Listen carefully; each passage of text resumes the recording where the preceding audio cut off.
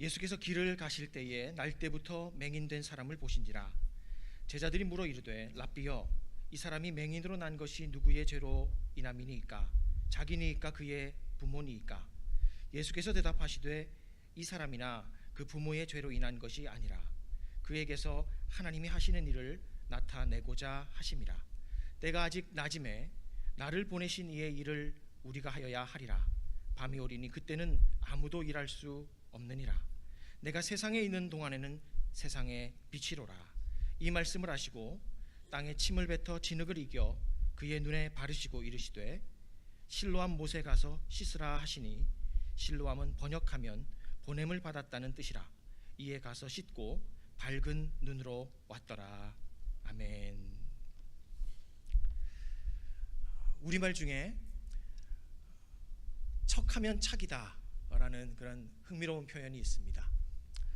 어떤 분들은 이 표현을 좀 달리 알고 계시기도 하는 것 같아요. 예를 들면 척이면 척이다, 척이면 삼척이다, 또 척하면 삼천리다, 뭐 이런 이야기를 들은 적이 있습니다.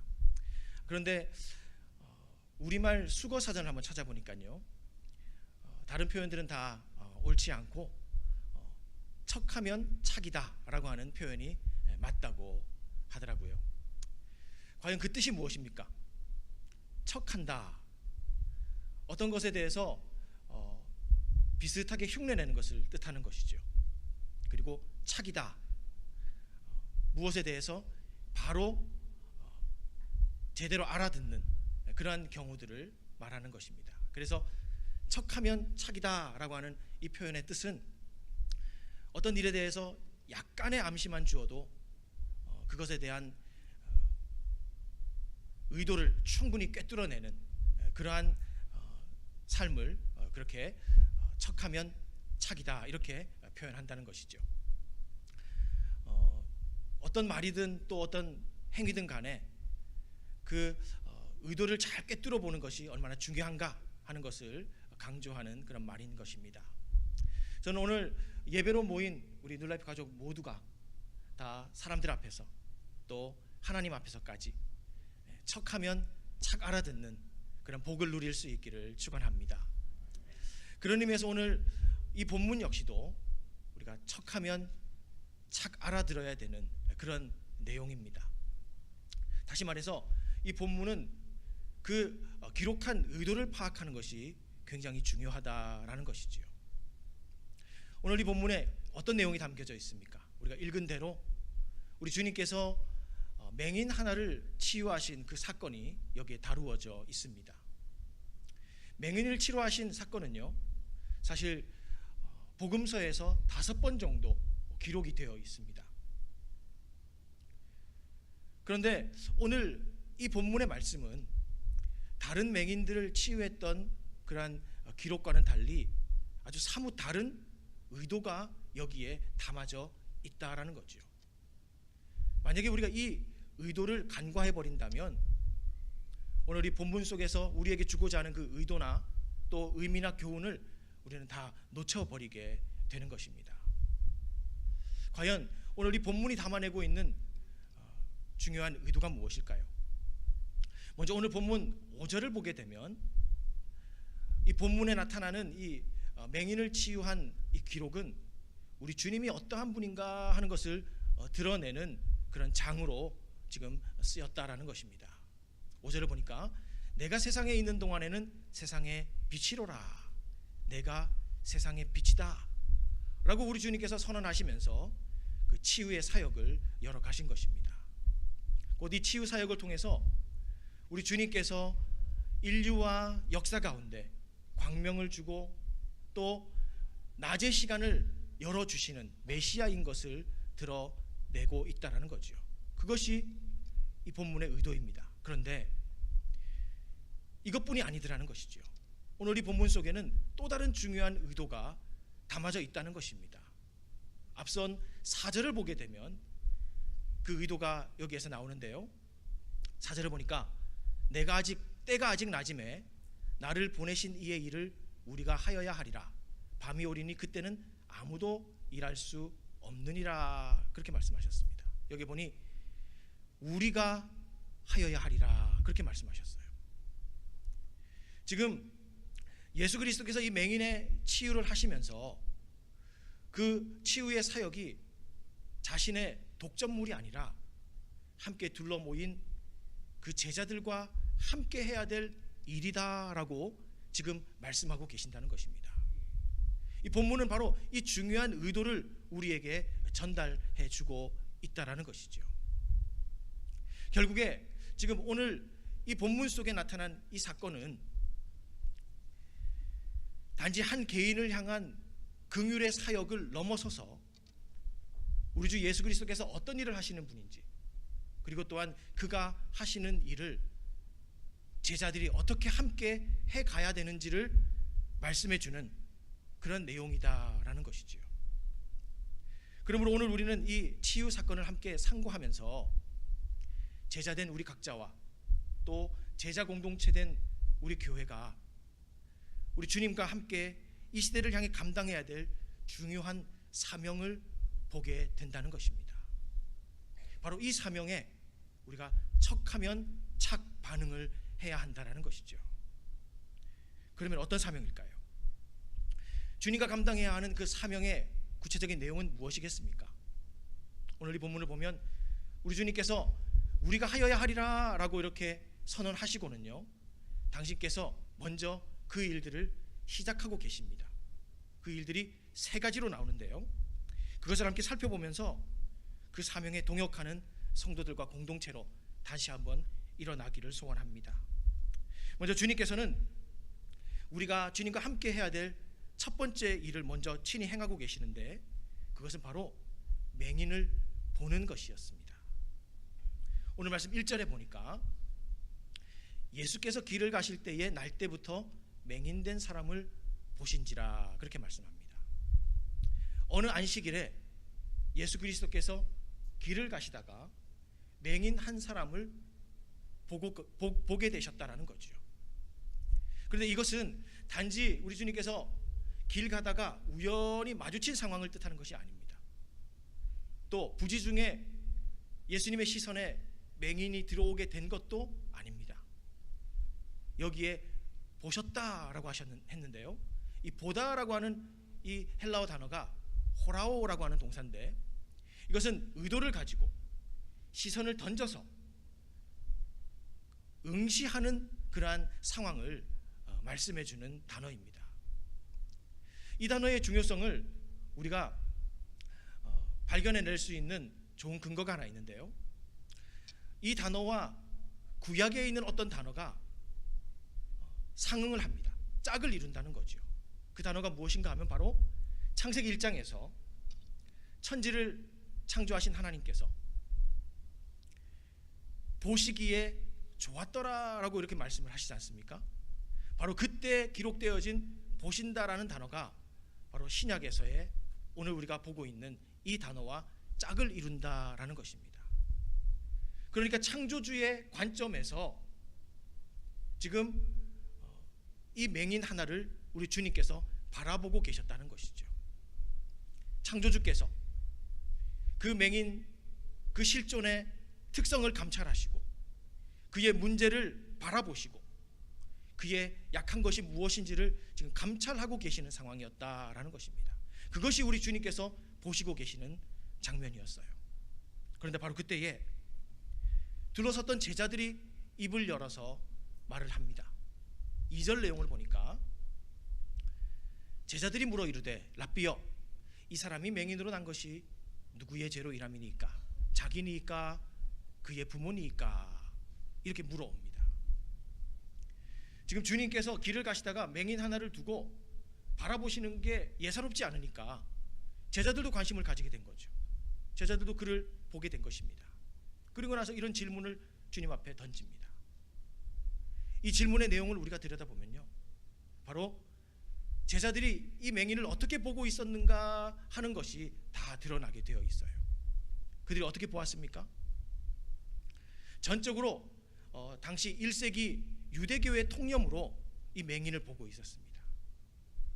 인생의 장애나 또 질병이나 고난이 죄의 단순한 결과라고 하는 그러한 생각의 틀로 이 맹인을 지금 관찰하고 있었다라는 것이지요. 그런데 바로 그때 우리 주님께서 뭐라고 답을 하십니까?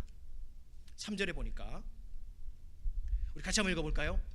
예수께서 대답하시되 이 사람이나 그 부모의 죄로 인한 것이 아니라 그에게서 하나님이 하시는 일을 나타내고자 하심이라. 우리 주님께서 뭐라고 말씀하십니까? 아니라는 것이죠. 오히려 그에게서 하나님께서 하시는 일을 이제 곧 나타내게 될 것이다, 그렇게 말씀을 하신다는 것입니다. 지금 제자들의 관점과 우리 주님의 관점이 이렇게도 차이가 나고 있습니다. 제자들은 도무지 우리 주님 보시는 그것을 보지 못했던 것이지요. 그런 점에서 그 현장에서 어찌 보면 또 다른 맹인들이 있었다라고 우리가 보아야 될 것입니다. 그 맹인들이 누굴까요? 바로 제자들이죠. 주님 보시는 것을 도무지 볼 수 없는 제자들, 그들도 바로 영적인 맹인이었다라는 사실입니다. 그런데 여러분, 중요한 것은요, 이것은 비단 2000년 전 주님의 제자들만의 이슈가 아니라는 것입니다. 2000년을 훌쩍 지난 오늘을 살고 있는 우리들 역시 그러함을 발견하게 된다는 거지요. 우리도 인생들 속에서 고통을 발견하게 되면 제자들처럼 자꾸만 그 원인을 생각하게 됩니다. 그리고 그 원인을 추적해 가려 합니다. 그리고 소용도 없고 의미도 없는 과거의 시간으로 그를 잡아 끌고 가려고 할 때가 많다는 것이지요. 그런데 우리 주님은 뭐라고 하십니까? 그 고통의, 그 문제의 원인보다도 목적과 의도에 집중해 보라 하시면서 오히려 그 반대쪽 가능성이 있는 시간, 미래를 향해서 그들을 이끌어 가시더라는 사실이지요. 또한 우리는 인생의 불행을 바라볼 때에 자주 사람의 탓을 돌릴 때가 있습니다. 제자들처럼 탓할 사람을 찾아내려 하는 것이 우리 본성적 관점이 아닌가 하는 것이죠. 사람이 궁극적인 해결자가 아닌데도 사람에게 탓을 돌리려 할 때가 있는 우리를 본다는 것입니다. 그런데 우리 주님은 어떻게 하십니까? 온전한 해결자가 되시는 하나님을 주목해야 합니다. 그리고 하나님의 일을 보게끔 합니다. 지금 우리의 관점과 우리 주님의 관점도 이렇게 큰 차이를 내고 있는 것을 우리가 인정할 수밖에 없는 것이죠. 분명 우리도 이런 면에서는요, 맹인입니다. 우리 역시 맹인이라는 것이죠. 우리의 눈도 고쳐져야 되고 우리의 눈도 다시 뜨여져야 한다라는 사실입니다. 하나님께서는 그 섭리를 이루어 가실 때에 단지 사람의 눈에 보기에 다행스러운 일들을 가지고서 당신의 섭리를 이루어 가시지만은 않습니다. 우리 주님께서는 사람이 보기에 불행과도 같이 보이는 바로 그런 일들을 통해서도 당신의 섭리를 풀어 가신다는 것이죠. 그러기에 하나님께서 일하시고 계시는 그 현장을 보면서 우리 하나님의 작업실을 바라보면서 우리가 함부로 죄를 운운하고 사람 탓을 해서는 안 된다는 것입니다. 거기에서 하나님이 신실히 일하고 계신데 누가 그것을 향해서 죄 운운할 수 있고 또 사람 탓을 할 수 있겠느냐 하는 것이지요. 사랑하는 여러분, 지금 우리의 눈은 어떻습니까? 우리의 눈은 어디를 향하고 있습니까? 우리 주님 바라보시는 그 사람을 향해서 우리도 동일하게 바라보고 있습니까? 그리고 또한 우리 주님 바라보신 그 방법으로 그 사람의 인생을 해석해 내고 있습니까? 우리 주님께서 말씀하셨죠. 이 일을 우리가 하여야 하리라. 바로 그 말씀하신 우리 주님의 음성을 상기하고 인생의 고통과 불행을 우리가 바라볼 때에 하나님께서 이 가운데서 일하실 것이다 라고 하는 관점을 열고서 하나님의 행하시는 그 일을 우리 역시 동참하여 동역해야 한다는 사실입니다. 오늘도 이 시간에 우리의 영적 맹인된 눈이 고쳐지고 주님 보시는 그 사람을 우리도 바라보며 주님 보시는 그 방법으로 우리가 그 인생을 해석해 내므로 말미암아 우리 주님과 함께 하나님께서 이루시는 그 일에 신실히 동참할 수 있는 우리 뉴라이프 가족들 되시기를 축원합니다. 두 번째로 우리가 주님과 함께 해야 할 일은 무엇일까요? 그 맹인을 보고 계시던 주님께서는 당신의 침으로 이겨서 뭉친 진흙을 그 맹인의 눈에다가 바르셨습니다. 6절 말씀을 보니까 이 말씀을 하시고 땅에 침을 뱉어 진흙을 이겨 그의 눈에 바르시고 그렇게 말씀하셨어요. 우리는 주님께서 행하신 그 일련의 행동을 보면서 지금 이런 질문이 일어나게 됩니다. 왜 주님께서 이렇게 해괴하고도 또 이렇게 비위생적인 그런 방법으로 일을 하고 계시는가? 그런 질문이 생겨나요. 만일 우리 어린 자녀나 또 손주들이 만약 밖에서 이러고 앉아 있다면 우리가 당장 가가지고 그죠? 고함을 치며 손을 이렇게 낚아챌 것입니다. 그런데 왜 우리 주님께서 이런 방식으로 일하고 계실까요? 더욱이 우리 주님은 말씀으로도 친히 치료하실 수 있는 분이 아니겠습니까? 실제로 다른 맹인 바디모에어에게 대해서는요, 우리 주님께서 어떻게 하셨나요? 말씀으로 치료해 주셨습니다. 그리고 또 다른 두 명의 맹인에 대해서는요, 우리 주님께서 그 눈을 만져서 치유해 주셨어요. 그런데 왜 유독 이 맹인에게는 주님께서 그렇게 처우하고 계시는 것입니까? 무슨 억하심정이라도 계셨던 것일까요? 우리는 바로 여기에서 본문의 초점을 다시 붙잡아야 합니다. 오늘 본문 속에서 우리 주님께서 강조하신 그 의도적인 표명이 있었죠. 우리가 하여야 하리라. 그러니까 지금 이 행동은 맹인을 염두에 두고 하셨다기보다도 바로 지금 이 사건을 지켜보고 있는 제자들을 고려해서 하신 행동이다, 이렇게 봐야 될 것이에요. 여러분 한번 생각해 보십시오. 맹인은 어차피 보지 못하는데 지금 자기 앞에서 우리 주님께서 무슨 일을 하신들, 어떤 일이 벌어지고 있는지 알리가 만무합니다. 그런데도 굳이 우리 주님께서 이렇게 행하신 것은요, 이렇게 구체적으로 행하신 것은 바로 제자들로 하여금 알게 하시고자 함이었다는 것이죠. 바로 그들에게 함께 해야 될 일이 무엇인지를 지금 보여주시고자 하셨다는 것입니다. 그렇다면 과연 그것이 무엇입니까? 무엇을 하셔야 했기에 이처럼 침과 흙이라는 이 도구를 사용하셨던 것일까요? 먼저 우리는 우리 주님께서 이 침을 사용하셨다는 것에 대해서 생각을 해봐야 할 것입니다. 침을 눈에 묻히고 바른다. 이것이 어떤 행동이었을까요? 당대 함께 모여있던 제자들에게 의외로 주님의 행동은요, 쉽게 이해가 됐습니다. 왜냐하면 당대에는 사람의 눈병을 치유할 때 자주 침이 사용되었기 때문이지요. 주님과 동시대를 살았던 로마의 역사가 타키투스는요, 그의 책 히스토리아, 역사라는 책에서 당대에 이미 사람의 안질과 눈병을 다룸에 있어서 사람의 침이 보편적으로 활용되고 있었다는 사실을 기록해 주고 있습니다. 그리고 뿐만 아니라 마태복음 7장 33절 같은 내용을 보게 되면요, 베세다의 맹인을 우리 주님께서 고칠 때 이미 침을 발라 고친 적이 있으셔요. 무엇을 우리에게 가르쳐주고 있습니까? 주님은 당대 사람들에게 이미 익숙해 있는 그 방식을 활용해서 지금 내가 치유하고 있다라고 하는 그 의지를 드러내셨고, 바로 보고 있는 제자들에게 바로 이 일을 함께 해야 된다라고 지금 가르치고 계셨다라는 것입니다. 그리고 또 한 가지, 흙을 사용하셨다는 것을 우리가 살펴보아야 되겠죠. 침을 섞은 흙을 손에 들어서 맹인의 눈에 바르시는 그 장면이 드러났습니다. 이것은 또한 어떤 행위일까요?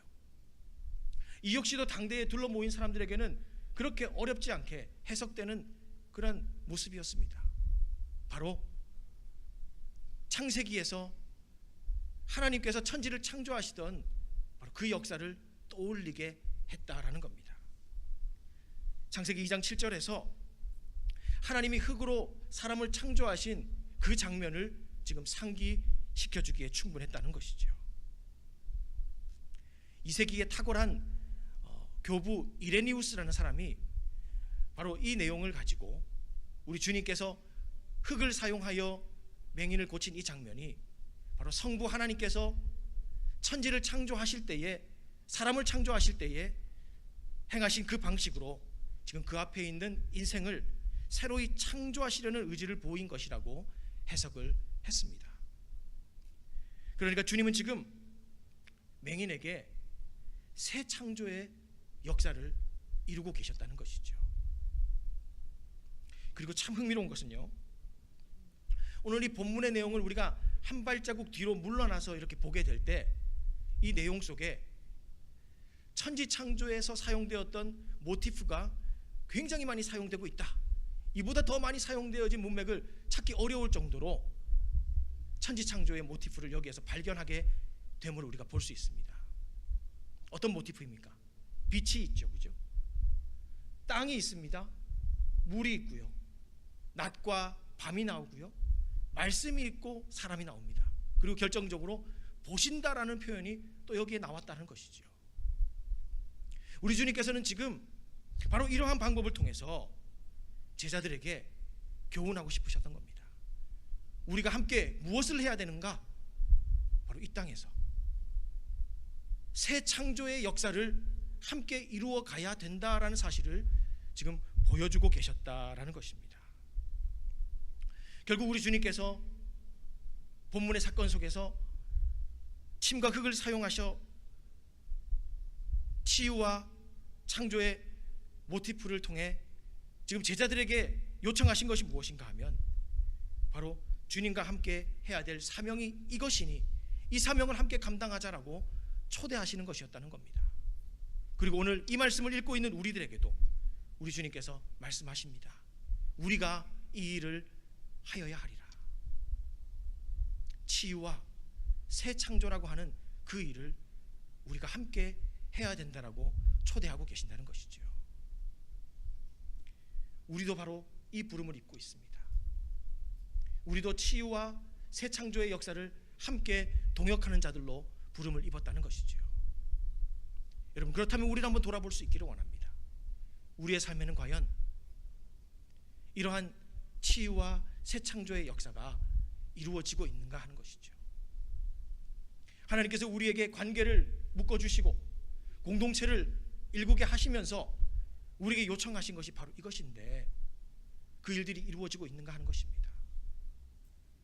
우리의 무릎 꿇어 엎드린 기도를 통해서, 우리의 신실히 은사를 활용한 섬김을 통해서, 예배실에서, 친교실에서, 소그룹 방에서, 신방의 장소에서, 선교의 현장에서, 우리의 일상의 모든 자리에서 과연 우리와 함께 있는 자들이 치유를 입고 새 창조의 역사를 경험케 되고 있는가 하는 것입니다. 우리의 인생이 마치고 마지막 날 주님께서 바로 이 부분에 대해서 우리에게 물으실 것입니다. 이 일을 우리가 하여야 하리라 라고 말씀하시면서 우리에게 이 치유와 새 창조라고 하는 이 사명을 공히 부여해 주셨는데 과연 이 일에 대한 흔적이 있는가 우리에게 물으실 것이라는 사실이지요. 바로 그날에 우리 주님 앞에서 자랑할 만한 말을 입에 가득히 담고 설 수 있도록 오늘도 부져주신 우리 가족과 성도와 이웃들이 치유되어질 뿐만 아니라 재창조되어지는 놀라운 역사에 우리가 기도로, 우리의 섬김으로 그 선명한 흔적들을 남길 수 있기를 간절히 축원합니다. 그래서 여러분, 이제 마지막으로 치유와 새 창조의 역사를 위해서 우리가 힘써야 될 핵심적인 원리는 무엇입니까? 어떻게 해야 될까요? 오늘 본문에 보면 우리 주님께서 세 번째로 행하시는 일이 한 가지가 있습니다. 7절에 보니까요, 우리 함께 이 말씀을 읽어볼까요? 이르시되 실로암 못에 가서 씻으라 하시니, 실로암은 번역하면 보냄을 받았다는 뜻이라. 이에 가서 씻고 밝은 눈으로 왔더라. 우리 주님께서 그를 실로암으로 보내고 계십니다. 진흙이 묻어있는 채로 지금 그 맹인을 실로암으로 가서 씻으라 그렇게 명하셨어요. 여러분, 실로암이 무엇입니까? 실로암은 예루살렘 성 남동쪽에 있는 작은 인공 연못입니다. 히스기야 시대에 아수르 군대가 예루살렘 성을 포위하고 있을 때에 식수를 얻기 위해서 기드론 골짜기에 있는 기혼 샘으로부터 500m에 이르는 바위에 수로를 열어가지고 그것을 이끌어온 물이 바로 실로암 연못입니다. 그런데 우리 주님께서 바로 그 맹인을 실로암으로 보내십니다. 여기 어떤 의미가 담겨 있을까요? 우리 주님의 행동은 무엇을 의미해주고 있는 것입니까? 오늘 우리가 본문을 보게 되면 굳이 이 실로암의 뜻을 본문이 번역을 해주고 있어요. 뭐라고 했습니까? 보냄을 받았다, 그렇게 번역을 합니다. 사실 보냄을 받았죠. 이 실로암 연못은 기혼샘으로부터 보냄받은 물을 가지고 있기에 분명 보냄 받았다라고 말할 수 있을 거예요. 그래서 여기에 중요한 힌트가 있습니다. 오늘 이 본문을 보게 되면 보냄 받았다라는 개념을 꼭 2번 말하고 있습니다. 다시 말해서 보냄 받은 실체가 2가지가 있다는 사실을 확인해 준다는 거죠. 바로 오늘 7절에서 보았던 실로암 연못이 바로 보냄을 받았고요. 또 4절에서 우리 주님께서 친히 말씀하신 대로 하나님께로부터 보냄을 받았습니다. 무엇입니까? 실로암만 아니라 우리 주님도 보냄 받으셨다는 사실을 여기서 기록을 하고 있다는 것입니다. 그래서 이 본문 안에서는요, 이 실로암과 예수 그리스도가 지금 등식을 이루고 있습니다. 하나의 방정식이 여기에서 나오는 거예요. 바로 실로암과 예수 그리스도가 동일하다라는 사실을 여기서 일러주고 있는 것입니다. 우리 주님이 실로암이다, 이것에 대한 결정적 증거가 사실은 또 구약에도 있습니다. 구약의 예언 중에 창세기 49장에 보면 10절에 이러한 예언이 이루어집니다. 규가 유다를 떠나지 아니하며 통치자의 지팡이가 그 발 사이에서 떠나지 아니하기를 실로가 오시기까지 이르리니 그에게 모든 백성이 복종하리로다. 야곱이 그의 셋째 아들 유다를 축복하며 했던 그러한 축도입니다. 근데 그때 이러한 축복의 기도를 했지요. 유다 지파를 통해서 왕들이 올 것이다. 다윗이나 솔로몬 다 유다 지파에서 일어난 왕들이죠. 그런데 마지막 한 왕이 옵니다. 그 왕의 이름이 무엇입니까? 실로입니다. 실로. 그리고 나서는 그 실로에게 모든 열방의 백성들이 복종하게 된다고 했습니다. 이 실로가 누구일까요? 바로 예수 그리스도신 것이죠. 유다 가문의 마지막 대왕 예수 그리스도신 것입니다. 구약에서 결정적인 증거를 우리에게 이미 주고 있더라는 것이죠. 결국 주님께서 그 맹인을 오늘 실로암으로 보낸 것은 어떤 영적인 의미를 담고 있습니까? 바로 예수 그리스도와의 실존적인 만남과 대면과 부딪힘, 바로 그것이 있어야 된다는 것을 가르쳐 주신 것입니다. 그렇다면 이런 질문이 일어나죠. 아니, 예수 그리스도가 지금 바로 거기에 계신데 그저 그 맹인을 바로 거기에서 고치시지 우리 주님의 그림자와 같은 그 실로암 연못으로 보낼 이유가 무엇이 있었겠는가? 바로 여기에서도 우리가 이 본문의 초점을 놓치지 말고 잡아야 된다는 것입니다. 뭐라고 말씀하셨습니까? 우리 주님께서 우리가 하여야 하리라. 여전히 우리 주님께서는 지금 제자들을 고려하고 계셨습니다. 둘러서 있는 그 제자들을 고려해서 그들이 진정으로 치유와 재창조를 위해서 섬겨야 될 그 사람들을 궁극적으로 누구에게 보내야 되는가 하는 것들을 지금 우리 주님께서 분명히 하시고자, 깨닫게 하시고자 지금 이 실로암으로 보내셨다라는 사실입니다. 그리고 오늘 우리에게도, 이 말씀을 읽는 우리에게도 주님께서는 이 사실을 동일하게 우리에게 보여주고 계십니다. 실로암이 누구라고요? 예수 그리스도다. 그러기에 오늘도 우리에게 붙여주시는 우리의 가족들과 믿음의 지체들과 관계망 속에서 만나는 우리의 이웃들을 바로 그 참된 실로암 예수 그리스도께 우리는 보내어 드려야 된다라는 것입니다. 오늘 우리가 진정으로 우리에게 맡겨주신 믿음의 가족들을 이끌어 가야 될 것은요, 우리 뉴라이프 선교교회, 우리 교회 공동체의 회원이 되는 자리가 아닙니다. 교인만을 만드는 것에 궁극적 목적이 있는 것이 아니라는 거지요. 또한 우리와 생각을 똑같이 하는 소그룹을 만들어내는 것, 바로 그것이 아니라는 겁니다. 왜 그럴까요? 우리는 실로암이 아니기 때문입니다. 우리는 사람을 진정으로 씻어주고 눈을 고쳐주고 낫게 하는, 그리하여 치유와 새 창조를 경험케 할 수 있는 존재들이 아니라는 것입니다. 우리는 실로암이 아닙니다. 오직 주 예수 그리스도가 실로암이십니다. 그만이 사람을 낫게 하십니다. 그만이 사람을 고치십니다. 그만이 사람을 새롭게 창조해 내실 수 있습니다. 바로 그 주님께 우리에게 붙여주신 사람들을 이끌고 나아가고 보내어야 한다는 것입니다. 그러므로 치유와 재창조의 역사가 우리의 삶의 관계망 속에서, 공동체에서 일어나기 위해서는 바로 우리로부터 사람들을 풀어주어야 됩니다. 그래서 예수 그리스도께 보낼 수 있어야 됩니다. 제가 목회를 해오면서 많은 성도들을 만날 때 자주 그런 것을 느껴요. 무엇인가 단단히 매여 있고 묶여 있고 가두어져 있구나 라는 느낌을 가질 때가 많습니다. 그리고 대화를 나눠보다 보면, 같이 신앙생활을 하다 보면 매고 묶고 가두고 있는 그 정체가 무엇인지 드러나더라고요. 그것이 무엇인가 하면 섬기는 교회의 전통일 때가 있었습니다. 그리고 믿을 만한 사람이라고 여겼던 어떤 이의 강력한 강조와 주장, 그것일 때가 있더라는 거죠.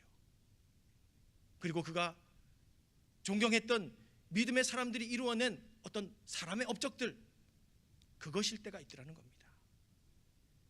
예수 그리스도의 성품보다, 예수 그리스도의 말씀보다, 예수 그리스도의 일보다 바로 그 교회라고 하는 공동체의 전통과 사람의 일과 사람의 업적에 더 묶여있고 매여있고 가두어져 있는 성도들의 안타까운 모습을 보게 되더라는 것입니다.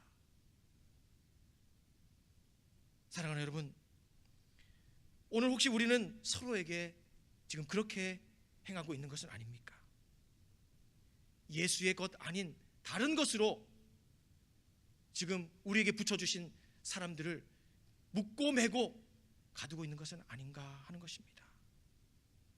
그들이 정말로 참된 실로암 되시는 예수 그리스도를 만나기 위해서는요, 우리에게서 풀어져야 됩니다. 우리가 그들을 풀어줘야 합니다. 우리의 프레임에 가두어 놓고 우리의 어젠더로 묶어가지고 서로를 획일화된 생각과 방법 속에 넣으려 할 때에 그 관계망과 그 공동체 안에는 결코 참된 실로암의 반전과 역사는 기대할 수가 없는 것입니다. 오직 예수 그리스도의 인격과 그의 복음과 그의 손길의 역사만이 참으로 치유된 인생을 만들어 놓고 새 창조된 삶을 허락해 주신다는 것입니다. 참된 실로암이 오직 주 예수 그리스도 뿐이시기 때문에 그런 것이지요.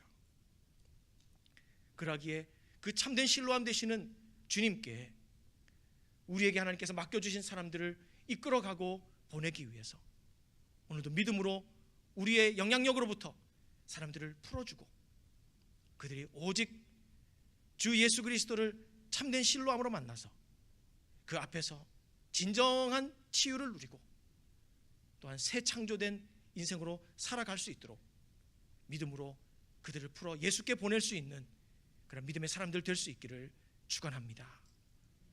말씀을 맺겠습니다. 2000년 전 어느 안식일에 우리 주님은 한 맹인을 치유하셨습니다. 그것도 이상한 방법으로 말이죠. 한참을 그를 뚫어지듯 쳐다보다가 침을 이겨 뭉친 진흙으로 그의 눈에 바르더니 실로암에 가서 씻으라고 하십니다. 그 모든 과정에 대해서 의아한 마음을 품고 있는 제자들과 또 오늘 우리들에게 주님은 그 의도를 밝히 말씀하셨습니다. 이 일을 우리가 하여야 하리라. 바로 그 사명을 2000년 전 제자들에게 그리고 오늘 우리에게 주님은 주셨습니다. 오늘 주님 주신 그 사명을 다시 한번 마주하면서 우리 옆에 살아가고 있는 우리의 배우자와 우리의 가족들과 또 우리의 성도들과 우리의 이웃들을 이제는 또한 선교의 현장에 있는 그들을 믿음으로 다시 대하고 다시 만나야 할 것입니다. 무엇보다 그들의 고통을 바라보면서 함부로 죄 운운하지 아니하고 사람의 탓으로 돌리지 아니하고 하나님께서 이루실 역사의 현장이요 하나님의 작업실이다 그렇게 볼 수 있어야 됩니다. 또한 그가 진정 치유와 새롭게 창조되어진 인생을 살 수 있도록 오늘 우리가 함께 주님의 일을 거들어야 될 것이며 또 그 치유와 새 창조의 역사에 우리의 수고의 흔적을 남겨야 될 것입니다. 뿐만 아니라 무엇보다도 실로암 연못 되시는 우리 주님께 그들이 나아갈 수 있도록 그들을 우리에게서 풀어 주님을 만나게 해야 될 것입니다. 그리할 때에 우리의 삶의 영역에 그리고 또한 우리의 공동체 안에 새 창조의 기운이 풍성한 시온의 아침이 밝아올 것이고 영원한 새 예루살렘이 우리 앞에 가까이 다가오게 될 것입니다. 이 놀라운 새 창조의 역사에 신실히 참여하고 영광스럽게 동역하는 우리 뉴라이프 가족들 되시기를 주님의 이름으로 축복합니다.